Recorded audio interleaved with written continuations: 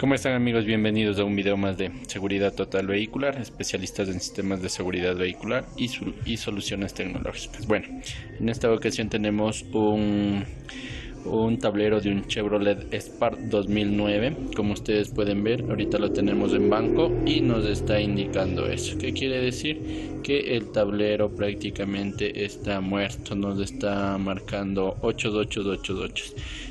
La pluma de la gasolina se está moviendo intermitentemente. Estas plumas de aquí no funcionan, entonces vamos a ver si es que le podemos dar solución. Ya ahorita le apagamos el tablero, le volvemos a encender y pasa eso, ¿no?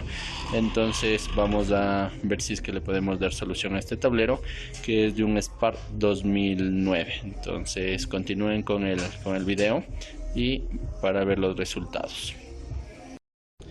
Listo, amigos, continuando con el video, ya tenemos reparado el tablerito. Vamos a probarlo a ver si es que nos enciende, ¿no? Vamos ahí, vamos a la prueba. Listo, y nos apareció perfecto, estamos bien. La pluma regresa, perfecto. La pluma regresa, estamos bien. Y la pluma de aquí también nos regresa, perfecto, estamos bien.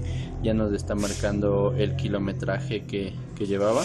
Entonces ahorita vamos a hacerle el cambio del kilometraje al kilometraje que corresponde, ya que este kilometraje no es el que debe tener este vehículo, ya que en este caso el kilometraje, el cliente nos comenta que subió y nuevamente volvió a bajar a cero y de ahí empezó a recorrer. Entonces vamos a calibrar eso también.